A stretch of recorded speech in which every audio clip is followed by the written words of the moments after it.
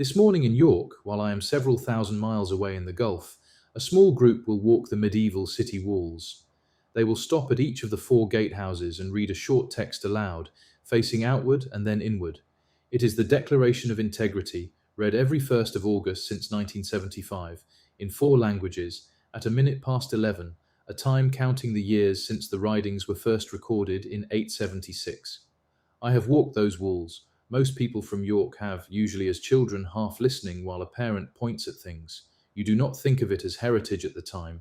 You think of it as a Sunday. It is only later, and usually only from a distance, that you understand what the walk was actually doing. 80 words. The Declaration asserts that Yorkshire is three ridings and the city of York within their historic boundaries, that all born or resident there and loyal to the ridings are Yorkshire men and women, and that anyone deliberately denying this forfeits all claim to Yorkshire status. The Yorkshire Riding Society drafted it after the Local Government Act 1972 to reassert boundaries the legislation appeared to have dissolved. A little history, because the words carry it. There are three ridings, north, east, and west, and famously no south, and that is not an accident. Riding comes from the Old Norse for a third part, a legacy of the Danish settlement of Yorkshire in the Viking Age, which is the era the year 876 in the ceremony is taken to mark. So the boundary the Declaration defends is older than the county councils by roughly 1,000 years, and older than England in its modern shape. The 1972 Act, by contrast, took effect only in 1974. When something a millennium old meets something drafted the day before yesterday, it is worth being precise about which one actually moved. I should declare my interest. I am from Yorkshire. I have spent most of my working life away from it, which is probably why I notice it so much. Integrity does not mean honesty. We have quietly let integrity collapse into personal probity, a line in the values statement meaning roughly that we would prefer our people not to steal. The older meaning is better. Integritas, from integer, whole, undivided, entire. A thing has integrity when its parts hold together, when what it appears to be and what it structurally is are the same. Engineering never lost this, and I find that reassuring.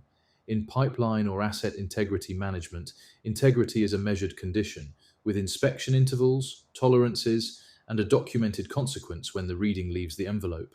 Nobody manages a pipeline by putting integrity on a poster in reception. They put a gauge on it.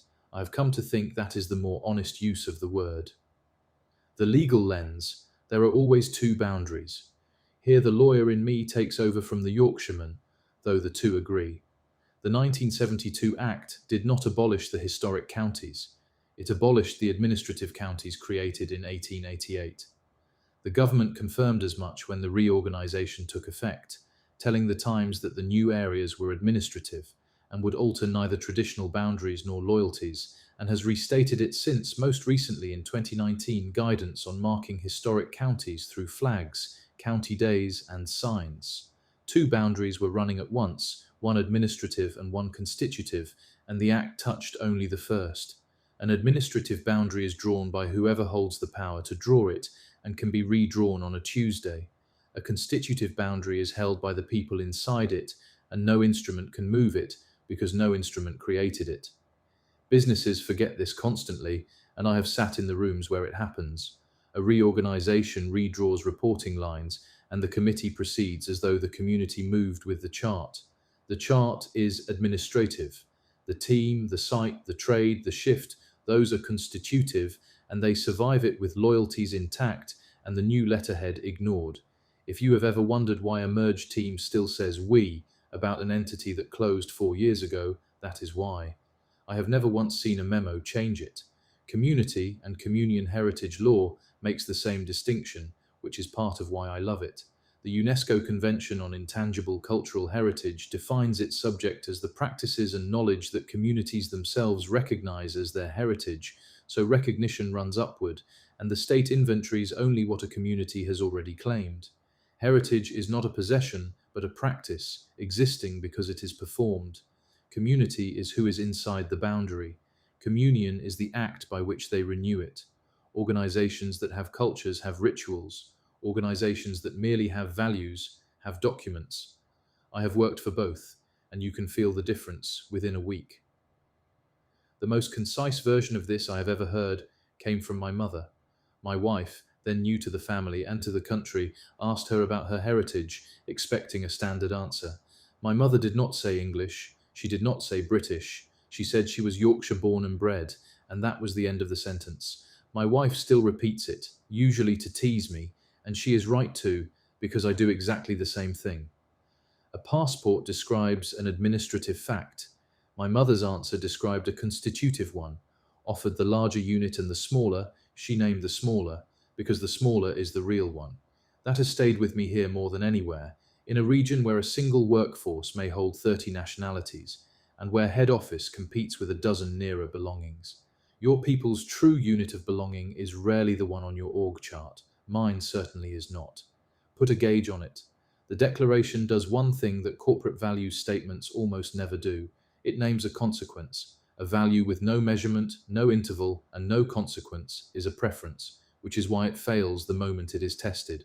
So I have started asking of an organization what an integrity engineer asks of an asset. Where is the gauge? Not a survey of how ethical people feel the organization is, but an instrumented reading. What proportion of internally raised concerns are substantiated, and how has that moved? A reporting rate that falls to zero is not a clean asset. It is a failed sensor. I have learned to distrust the silence. Then the harder question, the one I try to ask myself as well. Does the consequence apply upward? The test is whether the standard survives contact with the founder, the rainmaker, or the director who introduced the client. If it does not, the organization is partitioned, and every employee can see it long before the market can. None of this is positioning anymore, which is what makes it worth writing about.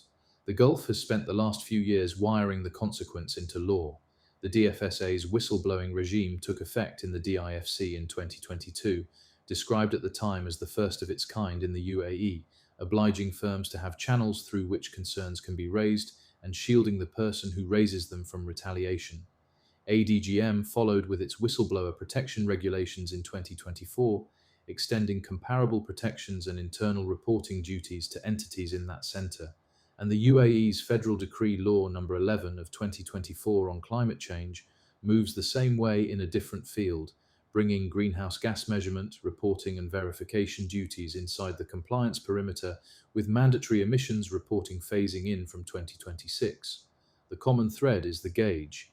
Each regime is less interested in what an organization says about itself than in whether there is an instrumented reading taken by someone protected enough to report it honestly. Auditors and financiers now want that reading, not the poster. So mark the day however you like or not at all. The transferable idea is not the ritual. It is that integrity means wholeness before it means honesty, that a boundary is only real if the people inside it renew it out loud, and that doing so before witnesses, with a consequence attached, is more serious governance than most of what passes for values work. I will be marking it quietly, from a long way off. Yorkshire forever. If this was useful, forward it to whoever owns conduct risk on your board. And if you want these questions as a one-page board diagnostic for your next audit committee, reply and I will send it over. References Yorkshire Riding Society.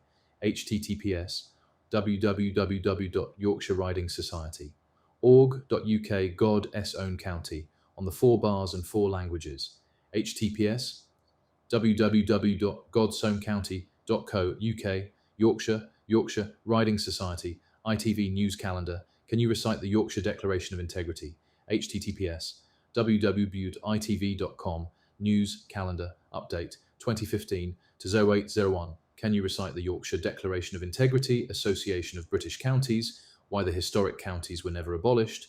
https abbeycounties.com Counties Never Abolished. Historic Counties Institute Official Statements https realcounties.com Official Statements UNESCO The United Kingdom ratifies the 2003 Convention https www.unesco.org N Articles United Kingdom Great Britain and Northern Ireland ratifies 2003 Convention safeguarding intangible fresh fields blowing the whistle the DFSA's whistleblower protection reform https www.freshfields.com En Our Thinking Blogs Risk and Compliance Blowing the Whistle the DFSA's whistleblower protection reform the first of it 102 Tight CBX Herbert Smith Freehills Kramer updates to UAE whistleblowing protections https www.aesfkramer.com notes Middle East 2025